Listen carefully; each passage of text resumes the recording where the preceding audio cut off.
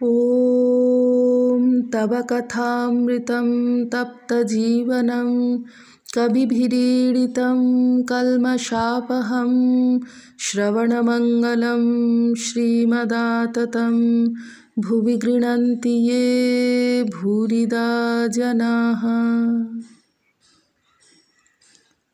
দক্ষিণেশ্বরে শ্রীরামকৃষ্ণ ভক্ত সঙ্গে 1883 14ই ডিসেম্বর। একজন ভক্ত: আজ্ঞা, সংসারে কীরকম করে থাকতে হবে? শ্রীরামকৃষ্ণ: পাঁকাল মাছের মতো থাকবে। সংসার থেকে তফাতে গিয়ে নির্জনে ঈশ্বর চিন্তা মাঝে মাঝে করলে তাতে ভক্তি জন্মে, তখন নির্লিপ্ত হয়ে থাকতে পারবে। পাঁক আছে, পাঁকের ভিতর থাকতে হয়, তবু গায়ে পাঁক লাগে না। সে লোক অনাসক্ত হয়ে সংসারে থাকে।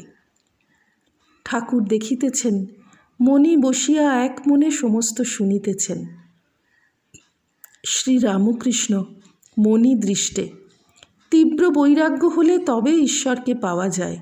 যার তীব্র বৈরাগ্য হয় তার বোধ হয় সংসার দাবানল, জ্বলছে। মাঘ ছেলেকে দেখে যেন পাতকুয়া। সেরকম বৈরাগ্য যদি ঠিক ঠিক হয় তাহলে বাড়ি ত্যাগ হয়ে পড়ে। শুধু অনাসক্ত হয়ে থাকা নয়, কামিনী কাঞ্চনী মায়া। মায়াকে যদি চিনতে পারো, আপনি লজ্জায় পালাবে। একজন বাঘের ছাল পরে ভয় দেখাচ্ছে। যাকে ভয় দেখাচ্ছে সে বললে, আমি তোকে চিনেছি, তুই আমাদের হরে। তখন সে হেসে চলে গেল, আর একজনকে ভয় দেখাতে গেল। যত স্ত্রীলোক সকলে শক্তিরূপা। সেই আদ্যাশক্তি স্ত্রী হয়ে স্ত্রীরূপ ধরে রয়েছেন। অধ্যাত্মে আছে, রামকে নারদাদি স্তব করছেন, হে রাম, যত পুরুষ সব তুমি, আর প্রকৃতির যত রূপ সীতা ধারণ করেছেন। তুমি ইন্দ্র, সীতা ইন্দ্রাণী, তুমি শিব, সীতা শিবানী, তুমি নর, সীতা নারী। বেশি আর কি বলবো? যেখানে পুরুষ সেখানে তুমি, যেখানে স্ত্রী সেখানে সীতা। ভক্তদের প্রতি: মনে করলেই ত্যাগ করা যায় না। প্রারব্ধ, সংস্কার এসব আবার আছে। একজন রাজাকে একজন যোগী বললে, তুমি আমার কাছে বসে থেকে ভগবানের চিন্তা করো। রাজা বললে, সে বড় হবে না, আমি থাকতে পারি, কিন্তু আমার এখনো ভোগ আছে। এ বনে যদি থাকি হয়তো বনেতে একটা রাজ্য হয়ে যাবে, আমার এখনো ভোগ আছে। নটবর পাঁজা যখন ছেলে মানুষ এই বাগানে গরু চড়াতো। তার কিন্তু অনেক ভোগ ছিল, তাই এখন রেড়ির কল করে অনেক টাকা করেছে। আলমবাজারে রেড়ির কলের ব্যবসা খুব ফেঁদেছে। একমতে আছে, মেয়ে মানুষ নিয়ে সাধন করা।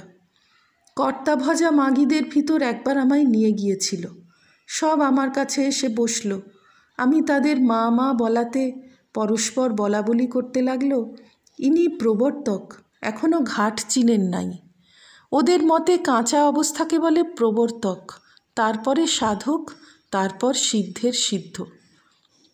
একজন মেয়ে বৈষ্ণবচরণের কাছে গিয়ে বসল। বৈষ্ণবচরণকে জিজ্ঞাসা করাতে বললে, এর বালিকা ভাব। স্ত্রী ভাবে শীঘ্র পতন হয়, মাতৃভাব শুদ্ধ ভাব। কাঁসারি পাড়ার ভক্তেরা গাত্রোত্থান করিলেন ও বলিলেন, তবে আমরা আসি, মা কালীকে আর ঠাকুরকে দর্শন করব। ষষ্ঠ পরিচ্ছেদ। মণি পঞ্চবটী ও কালীবাড়ির অন্যান্য স্থানে একাকী বিচরণ করিতেছেন। ঠাকুর বলিয়াছেন, একটু সাধন করিলে ঈশ্বর দর্শন করা যায়। মণি কি তাই ভাবিতেছেন? আর তীব্র বৈরাগ্যের কথা, আর মায়াকে চিনলে আপনি পালিয়ে যায়। বেলা প্রায় 3:30 হইয়াছে। ঠাকুর শ্রীরামকৃষ্ণের ঘরে মণি আবার আসিয়া বসিয়াছেন। ব্রাউটন ইনস্টিটিউশন হইতে একটি শিক্ষক কয়েকটি ছাত্র লইয়া ঠাকুরকে দর্শন করিতে আসিয়াছেন। ঠাকুর তাহাদের সঙ্গে কথা কহিতেছেন। শিক্ষকটি মাঝে মাঝে এক একটি প্রশ্ন করিতেছেন। প্রতিমা পূজা সম্বন্ধে কথা হইতেছে। শ্রীরামকৃষ্ণ শিক্ষকের প্রতি। প্রতিমা পূজাতে দোষ কি? বেদান্তে বলে, যেখানে অস্থি ভাতি আর প্রিয়, সেইখানেই তাঁর প্রকাশ। তাই তিনি ছাড়া কোনো জিনিসই নাই। আবার দেখো, ছোট মেয়েরা পুতুল খেলা কতদিন করে? যতদিন না বিবাহ হয় আর যতদিন না স্বামী সহবাস করে। বিবাহ হলে পুতুলগুলি প্যাঁটরায় তুলে ফেলে। ঈশ্বর লাভ হলে আর প্রতিমা পূজার কি দরকার? মনির দিকে চাহিয়া বলিতেছেন, অনুরাগ হলে ঈশ্বর লাভ হয়। খুব ব্যাকুলতা চাই। খুব ব্যাকুলতা হলে সমস্ত মন তাঁতে গত হয়। একজনের একটি মেয়ে ছিল। খুব অল্প বয়সে মেয়েটি বিধবা হয়ে গিয়েছিল।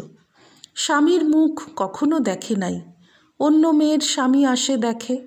সে একদিন বললে, বাবা, আমার স্বামী কই? তার বাবা বললে, গোবিন্দ তোমার স্বামী, তাকে ডাকলে তিনি দেখা দেন। মেয়েটি ওই কথা শুনে ঘরে দ্বার দিয়ে গোবিন্দকে ডাকে আর কাঁদে। বলে, গোবিন্দ, তুমি এসো, আমাকে দেখা দাও। তুমি কেন আসছো না? ছোট মেয়েটির সেই কান্না শুনে ঠাকুর থাকতে পারলেন না, তাকে দেখা দিলেন। বালকের মতো বিশ্বাস। বালক মাকে দেখবার জন্য যেমন ব্যাকুল হয়, সেই ব্যাকুলতা। এই ব্যাকুলতা হলো তো অরুণোদয় হলো, তারপর সূর্য উঠবেই। এই ব্যাকুলতার পরেই ঈশ্বর দর্শন। জটিল বালকের কথা আছে। সে পাঠশালে যেত। একটু বনের পথ দিয়ে পাঠশালে যেতে হতো, তাই সে ভয় পেত। মাকে বলাতে মা বললে, তোর ভয় কি? তুই মধুসূদনকে ডাকবি। ছেলেটি জিজ্ঞাসা করলে, মধুসূদন কে? মা বললেন, মধুসূদন তোর দাদা হয়।